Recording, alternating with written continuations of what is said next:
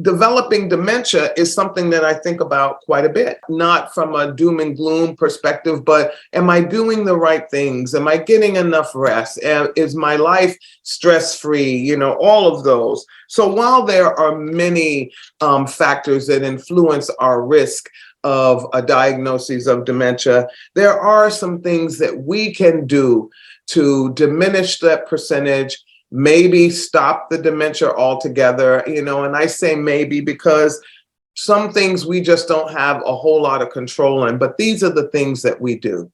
One of them is controlling our high blood pressure. I know that because I've been diagnosed with that borderline blood pressure thing, and I had to start by doing a cleanse and a detox to get rid of the sugars and all the things that were in my body, and trying to really change the way I was metabolizing food and all of that. I was on a prescription for a short period of time, but I was determined that I wanted to come off of that prescription and really control my blood pressure. But it was a lot of work, and it took a couple of years of steadfast dedication to ensure that my blood pressure came down. One, I had to buy one of those blood pressure machines so that I could take my blood pressure in the morning, take it at work midday, and then again in the evening to see where the fluctuations in my blood pressure were taking place. So the risk of stroke and the risk of high blood pressure, meaning living with it, when I spoke to the doctor about this, she said it really is untreated high blood pressure. One, we need to do things to try to prevent it, but there are so many people in the United States and across the planet that are living with untreated high blood pressure. So check your blood pressure out, get a plan around it, talk to your physician. We want to treat it with medication if that's where we are. And then we want to make sure we have healthy lifestyle changes. Many of you know I was a smoker for many years. I really enjoyed it as well. I'm not going to sit here and lie about it. I do miss it even this day. You know, when I smell it, I want one. And I went back and forth with smoking until I finally quit altogether. And a part of it was my blood pressure, you know, making sure that I was not contributing to it. Exercising is a big deal. And again, I couldn't find anything that said that you had to do an hour. It is really that 30 minutes a day, up and down the stairs, you know, timing it. I stopped wearing my Fitbit because of my eczema. It started making an itching on my arm. But I know that I'm going up and down the stairs. I'm using stairs whenever possible, avoiding the elevator. I know it's convenient, but if you can find a set of stairs and you feel safe walking them, because sometimes I know in parking garages and things we're not safe. We want to maintain a healthy weight. That's not the yo-yo. You don't want to do that. That yo-yo is not only bad for your heart and your heart vessels and the way you pump blood and all of that, but you want to maintain a good, healthy weight for you. And again, that's a conversation with your physician, what that weight is, the BMI, all of that, your body mass index, all of those things. You want to make sure you have a clear understanding what those numbers mean to you. I always say, know your numbers. Know your numbers, because that's really important. Write them down. Keep a journal with all of your measurements and all of your numbers and everything, so you can look at it over time. And you know, when you've, like the other day, I had 4 scoops of ice cream. Oh my gosh. Okay. It was delicious. And I didn't beat myself up about it. It was delicious. What can I tell you?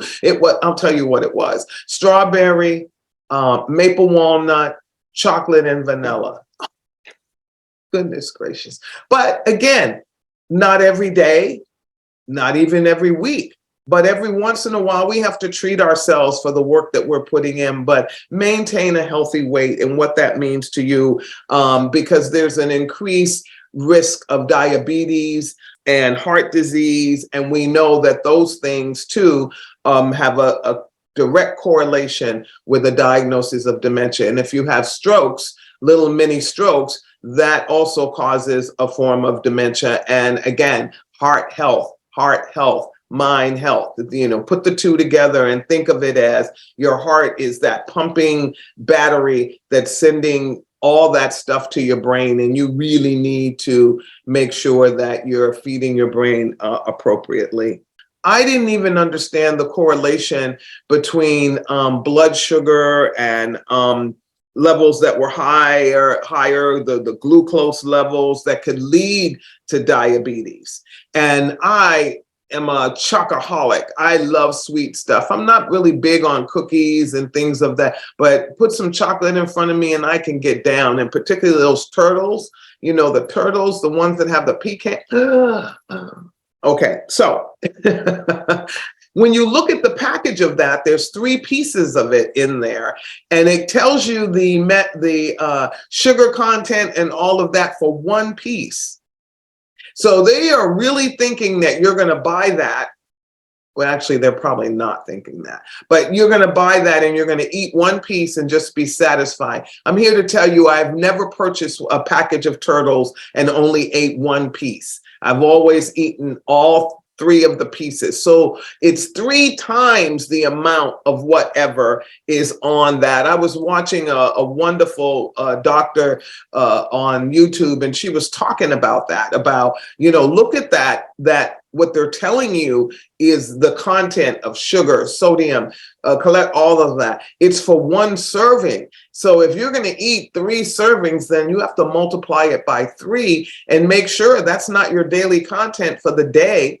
Again, age, gender, all of those things, working with your physician, and really figuring out how much sugar you're taking in, how much sodium. So maintaining your blood sugar levels and make healthy food choices and mix it up so that you're not consuming a diet that's one thing. Again, I am not a physician. This is really just things that I'm reading. This, again, is coming from the National Institute on Health and Aging. Eat a healthy diet mixed with fruits and vegetables, whole grains, and if you eat meat, eat lean meat is so important. You don't want a bunch of fatty, a little marble. I found out you need a little marbleization in your meat, but not enough that it's just really a lot of fat. And that's really not good for you. And seafood, I'm learning that there are some seafoods that are not good for us. But the reality is, with everything in moderation, I like certain types of fish that every once in a while I actually love certain types of fish and seafood. I try to look at it and how much of it that I'm eating, one, because of what we're doing to the waters, and, just really paying attention to what you're putting in your body and how much of it at any given time. Again, keeping physically active is important because you really want to be able to live your best life, and embracing that 30-minute routine. Going for a walk is the easiest thing that you can do. Make sure you do it with a buddy, but stay physically active. Even if you hurt, let me tell you, I have sciatic. So there's always this little tinge of something going on. But I find when I'm walking, when my sugar is less, when I'm not eating a whole lot of sugar, when I'm really balancing, I come out of a detox, I don't hurt as much. So you see, the things that I just spoke to actually help us with some of that pain. Doesn't mean if you have arthritis or, all of these things that are chronic diseases that cause pain, that you will not need medications. But keeping your bones and your ligaments, active and engaged. That's why when you have knee replacements and things, that physical therapist is getting you walking on stairs, bending your knee, moving as quickly as possible so things don't tighten up. And that's exactly what going out and being physical is all about. I'm getting ready to start doing some boxing. It resonates with me. I like the physicality of it. So I'm going to be doing that. I have a bicycle that stationary bicycle. I don't like it as much. I lose interest in it pretty much after 15 minutes, but at least I do put 15 minutes in on that and then doing that walk. So if you're mix it up, because if you get bored, then you stop. Staying mentally active, I agree with this in so many ways. As I get into this age of life where everybody else is retiring, or people say, when are you going to retire? There's a privilege point around that comment that doesn't always apply to everybody. Not everybody has had a job where they have retirement funds, or they've been married and they have two incomes that they have brought in and been able to save forever. There are some people out here, even with the best of planning, that don't have the opportunity to retire as early as some, or maybe even at all. That, with Social Security, the high cost of living, the cost of food, the cost of rent, if they have to rent, even with Section 8 and the little assistance, they have to go do something else in order to be able to travel, to buy clothes, to pay for medical costs that are out of pocket and not covered by their whatever Medicare, Medi-Cal plans. But if you can stay doing something, that is what I read. It said, yes, if you retire and you have the wonderful life that you can do that, and you have enough money, your house is paid for, whatever your wonderful situation is, first be grateful for it. I always say, be grateful, be grateful, be grateful, because there's somebody else that is not in the same situation as you, and they're struggling, or they're trying hard just to make it. So stay mentally active by adding new things into your life. I see that there's people taking on new hobbies, learning new things, traveling, making new friends, reading, painting, singing, learning how to play an instrument. Just keep your mind mentally active and engaged, and stretch it. Word puzzles.